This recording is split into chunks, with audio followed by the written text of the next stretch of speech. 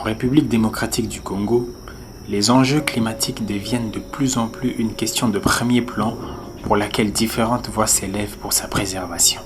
Mais souvent, la voix des jeunes est très peu considérée pour des raisons d'ordre social, économique et politique.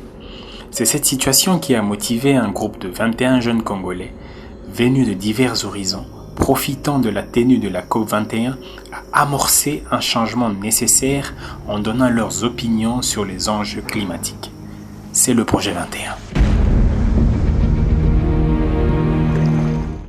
Alors ce que j'attends de la COP21, c'est que l'Afrique puisse donner exactement sa position, ça c'est la première des choses. J'attends de la COP21 des prises de décision qui feront en sorte que l'Afrique ne soit plus maintenue dans cet état de sous-développement qui fait que c'est l'Afrique qui doit conserver ses forêts, c'est l'Afrique qui doit conserver ses parcs, sa faune, sa flore, pendant que les pays occidentaux s'arrogent le droit de polluer la planète. On se retrouve en train de payer les pots cassés. On se retrouve en train de subir les conséquences des actions que les autres ont posées.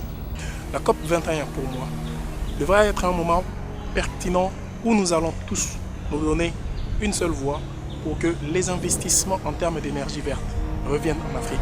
Nous voulons également que les négociateurs qui sont en train de négocier sur cette problématique du changement climatique puissent prendre des décisions ou puissent aboutir à un accord qui soit ambitieux, un accord qui pousse les États à aller au-delà de leurs propres considérations, à tenir compte de l'avenir de la nation et de l'intérêt général. Si nous mettons à regarder nos propres intérêts, ce qui va arriver, c'est que le monde sera en train de s'écouler et nous vivrons les effets que les autres auront produits. Je m'attends sincèrement uniquement à un accord contraignant. Ce n'est plus pour discuter sur des probabilités ou bien sur les enjeux, mais plutôt pour prendre des mesures qui seront coercitives afin de mettre en application toutes les résolutions qui permettront à ce que l'objectif de cette rencontre soit atteint.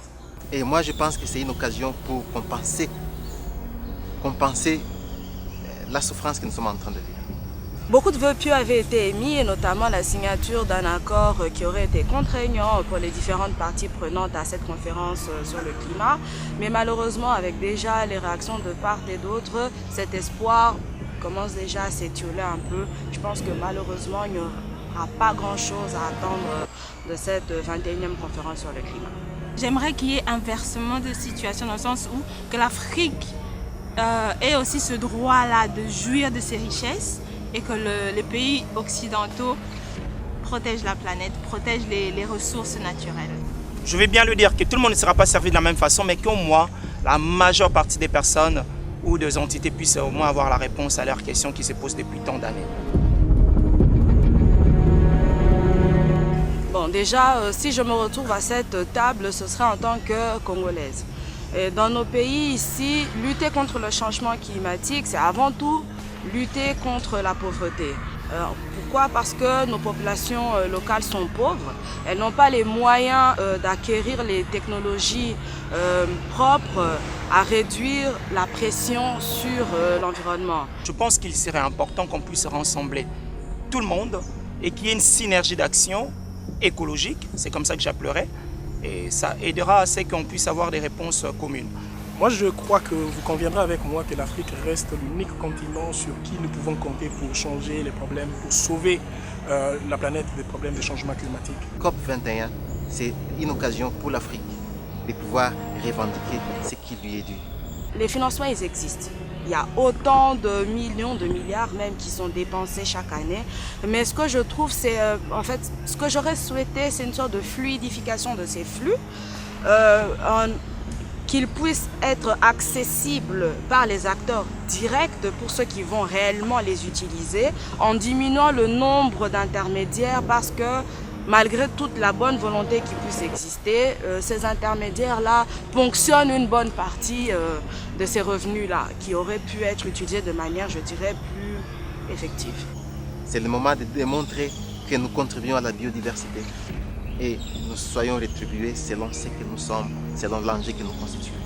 La seule chose que je puisse faire à mon niveau pour l'instant, c'est d'informer les autres. Il faut que les gens connaissent c'est quoi le changement climatique, quels sont les enjeux et comment est-ce qu'ils peuvent à leur niveau atténuer, comment est-ce qu'ils peuvent à leur niveau lutter contre le changement climatique. Nous devons apprendre, comprendre comment utiliser le strict nécessaire pour aujourd'hui afin que ceux qui viendront demain aient aussi de quoi vivre pour évoluer.